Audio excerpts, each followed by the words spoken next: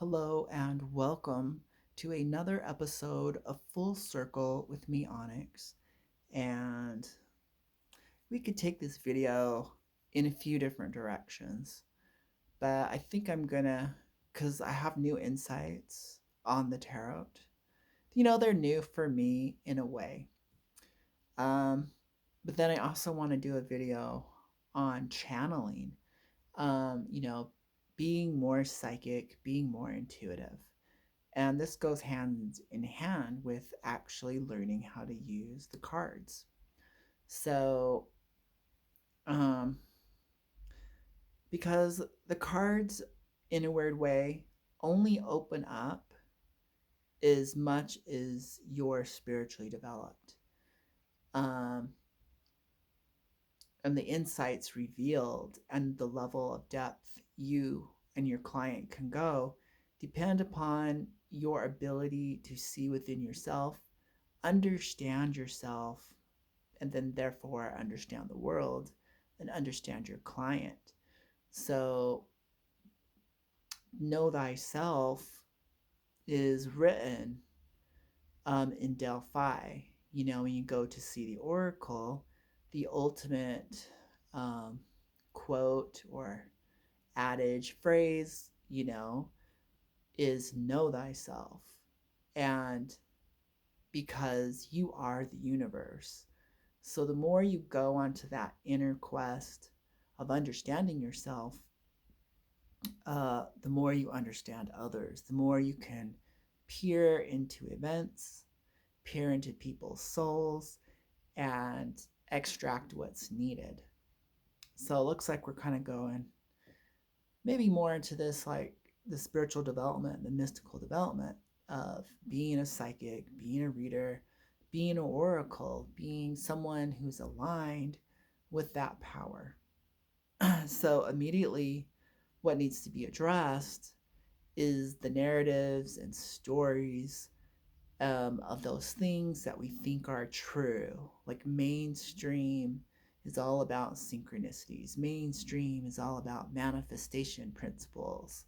Mainstream is all about channelers, channeling entities that are only telling you stuff that you already know. Life coaches, kind of like spiritual life coaching. When do you break free from the spell and go your own road? So it only sounds mysterious, symbolic, a struggle when you don't know. So so I feel like that's where the mystique and the glamour of going to a psychic and a reader is. So we kind of got to consider what type of person is going to a reader. What are they wanting out of it? They might want a little validation, a little bit of clarity, insights into their own blind spot of perception. Being you all day, it's kind of hard to see all the possibilities. Having someone else outside of you can see a different perspective. Um, but there's a part of our brain that wants to just go with agreement, you know? So when the reader says something that you agree with, you go, wow, we're on the same page. This must be true, or this falls in alignment. What we're finding, there's this recent little quote I heard that all stories are true. On the quantum level, all possibilities, all scenarios have an equal chance of manifesting. So it only, which probability is dependent on you. So what you believe, what you choose to believe, whether that's coming from an internal source or an external source, it doesn't matter, will your subconscious will go about creating it.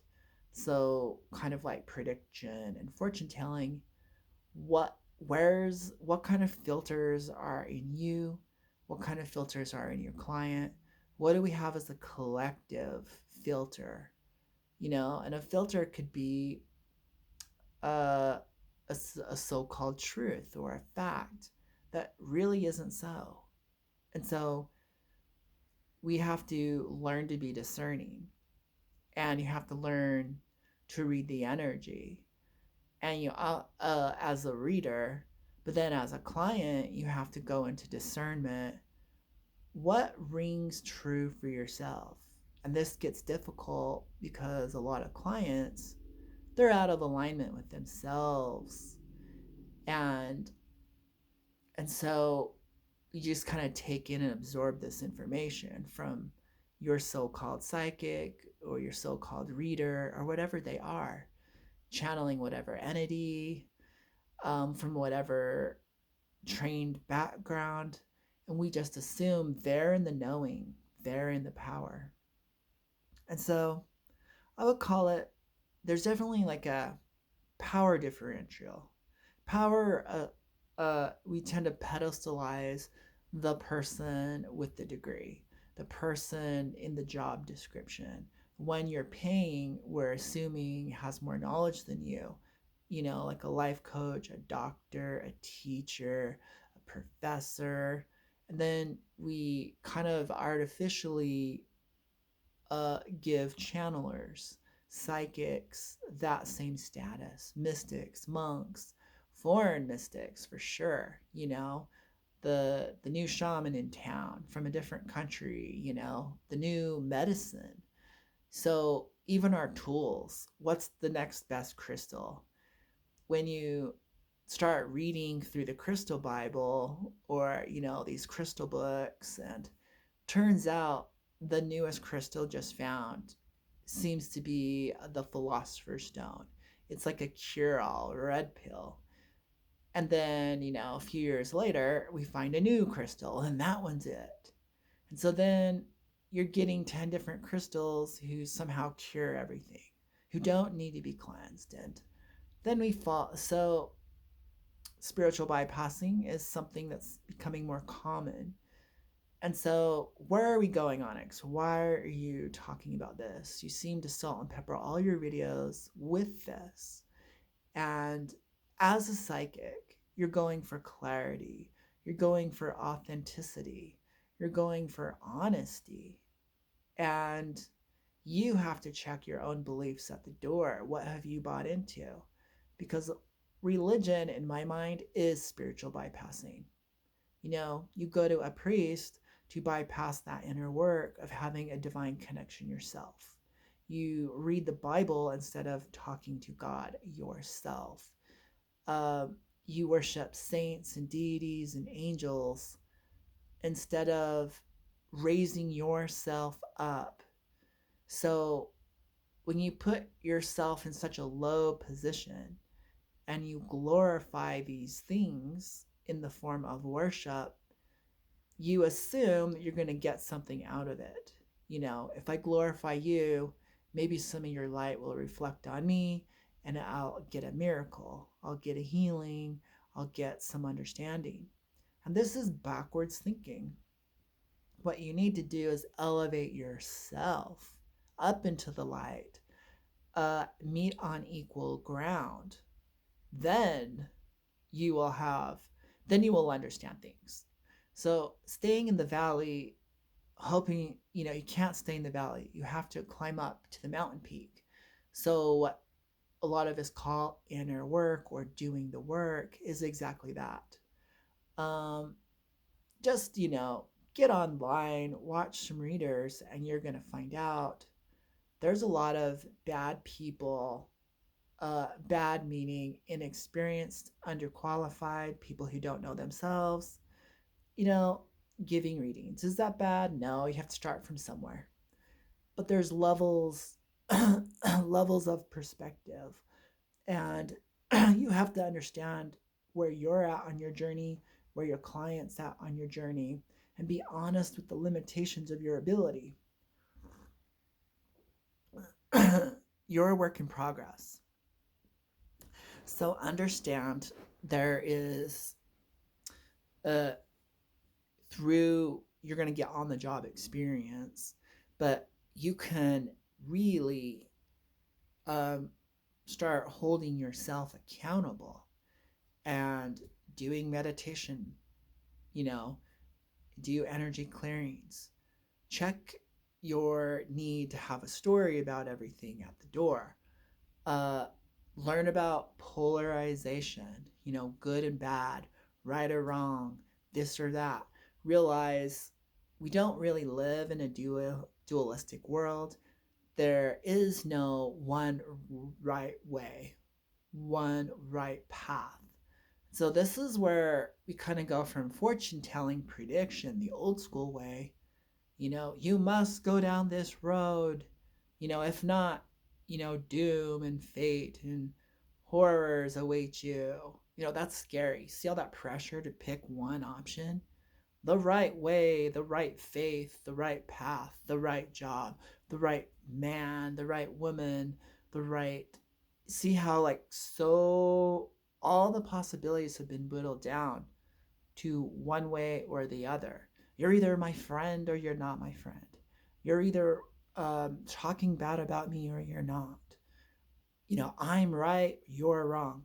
So when you're presented, you have to be able to see past duality to get that neutral, clear perspective, uh, to see other possibilities within a situation.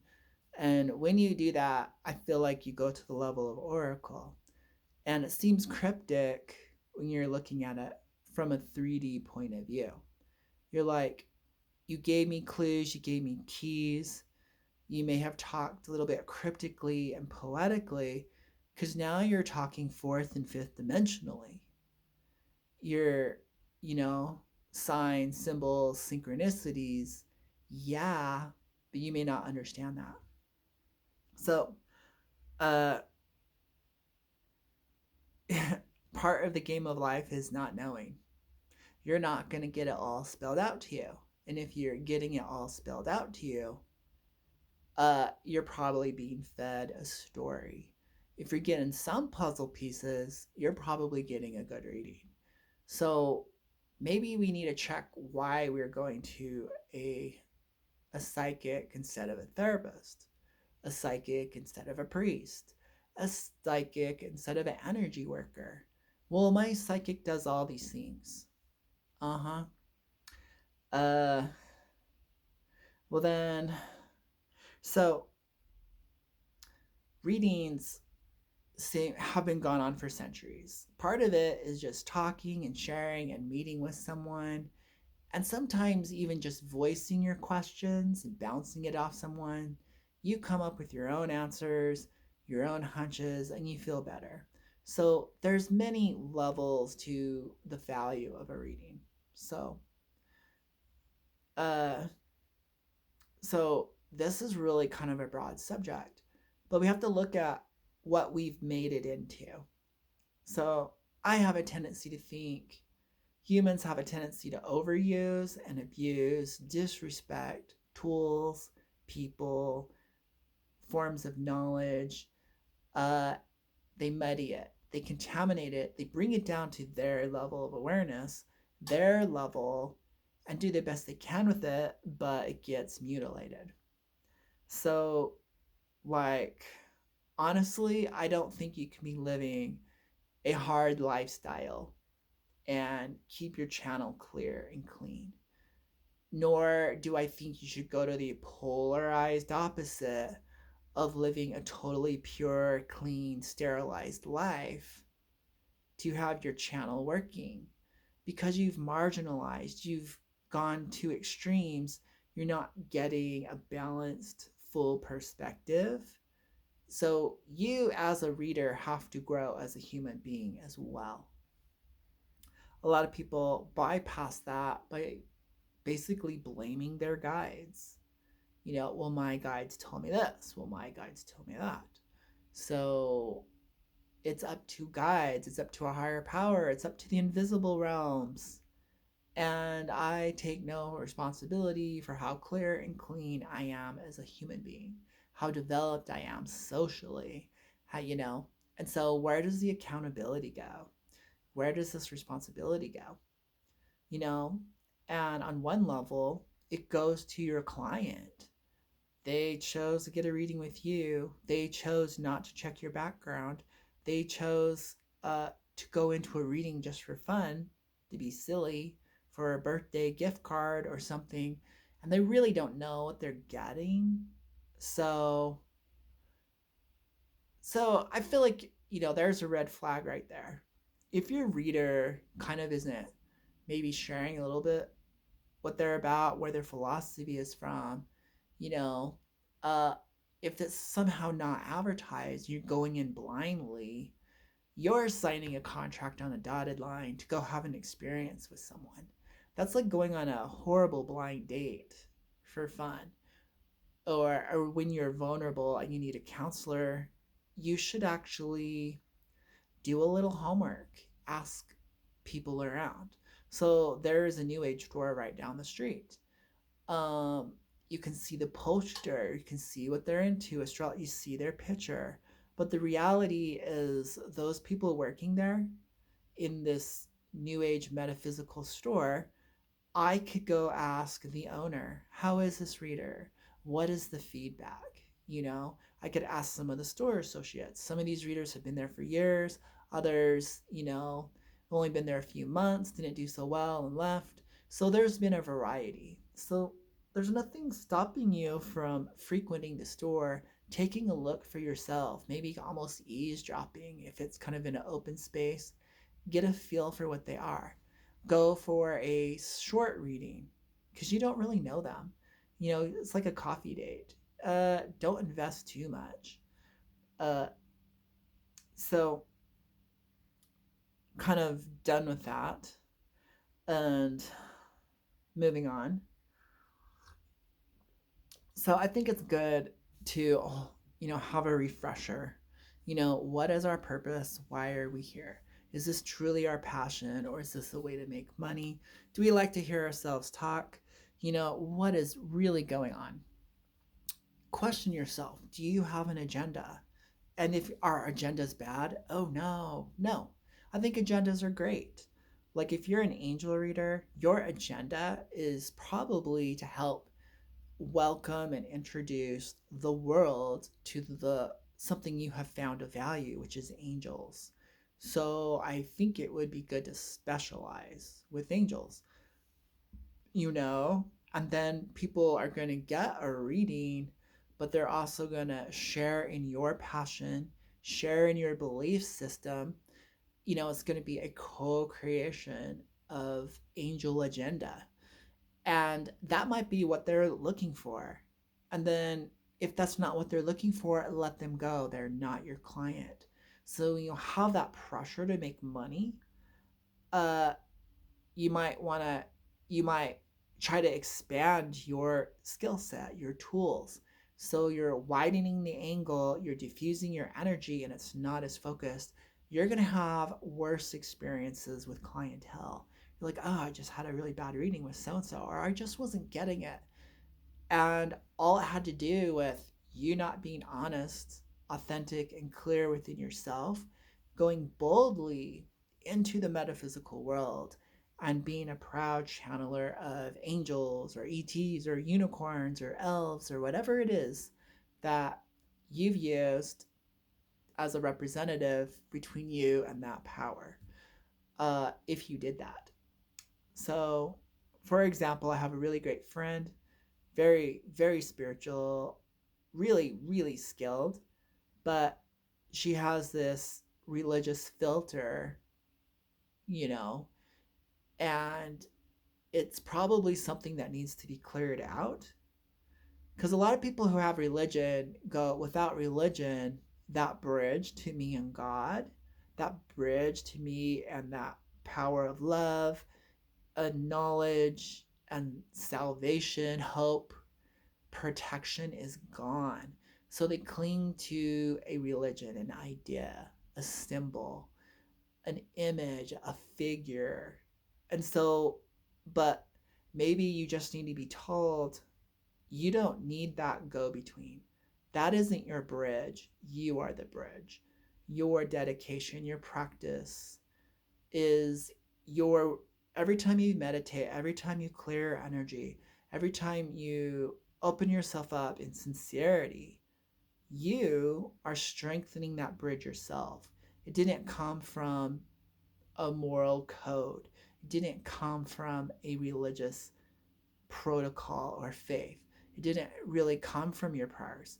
It came from you, moment to moment, day to day, connecting with your authentic truth. So, this is really strange. I'm really not into angels, but I have a guide that is an angel. So, I can't deny it. So, I just have to accept it, work with it. But I don't need my guides to give a reading. So, know if you're really a psychic or not. Psychics don't need guides. They're like, I can see that with my eyes, I can hear that with my ears. I can move through layers through my own willpower, through my own desire. You know, if you're a medium who needs to channel, and you're getting this information from your angel, from your guides, from your whatever that is, great. Know that about yourself. The more you know and dial into your strengths, the better, clearer readings you're going to have. And that level of authenticity is going to attract more. It's going to attract better. And so it's going to serve you instead of trying to branch out, be this all loving bubble, accepting all religions, faiths, genders, this all accepting thing. You might find out you've taken on more, and now your energy's diffused and you're confused. You might, because I'm like, how do aliens and angels work? You know, how does shamanism, magic, witchcraft, and being a good human being work? You know, how does being a loving person work? But yeah, I still want to go to work and make some money, make my dad proud. I want to have a human experience. How does this all work? Uh, and so maybe it would be better to trim the fat, just pick and choose your experiences and your level. Like, where are you going to specialize in life? Yeah, you're a doctor, but you might do better at being a brain surgeon than family care practitioner and dealing with all those people. You might be better in research or surgery versus uh, doing the clientele investigation part.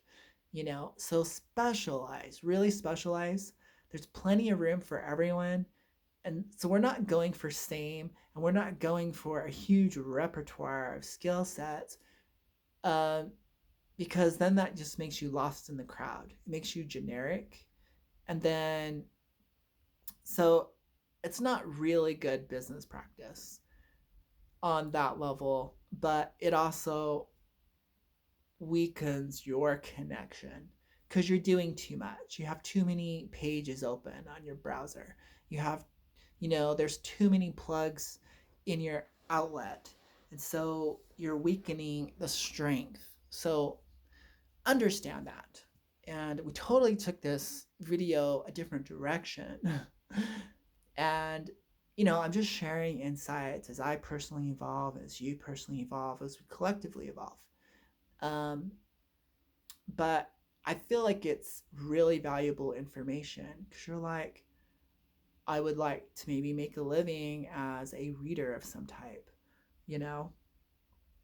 Maybe I'm not really a witch. I give readings, I play with tarot. Does that make me a witch? No. You know, or yes, I love giving readings, but I love animals more than people, like my friend. So that example actually comes from my friend. And I keep telling her, you'd make the greatest animal psychic, like hands down. Yet she hasn't fully realized uh, that could be where the money's at. She's not seeing it there. She's like, well, people want readings. And I'm like, people want their pets read. Like, really, that's what you should be doing. So,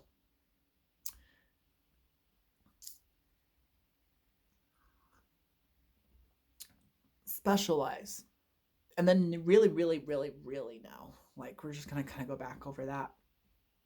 Where does your power come from? And what is your why?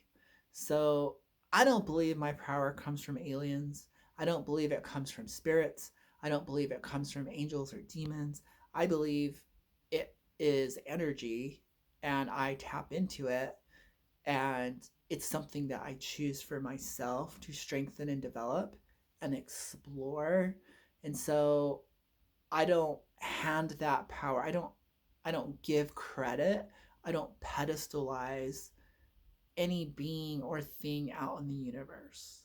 I think everyone has access to it and everyone can specialize in it if that's their heart's desire. And that's a big phrase right there, heart's desire. If it's not truly your heart's desire, then don't do it. Or why do you spend your time there? How you spend your time and what you spend your time on really tells you a lot about where you want to be and who you are. So I love meditation. I love exploring the unknown. And so I'm not there for a religious reason to make everything uh, feel good. I'm not here to make everyone feel safe and have faith in the light and the positive. I'm not too sure about law of attraction, you know. So and so obviously that's not going to be out in my readings. And I think clients would have a better experience if they're like, "Oh yeah, Onyx really isn't going to be channeling Jesus or Buddha. Onyx isn't going to be telling me there's a soulmate, unless I do." Um, Onyx is just going to be giving psychic readings and reading the cards as they are, or whatever modality comes through. So I do believe in enlightenment. I do believe in higher realms of consciousness with beings that work their way through the grades.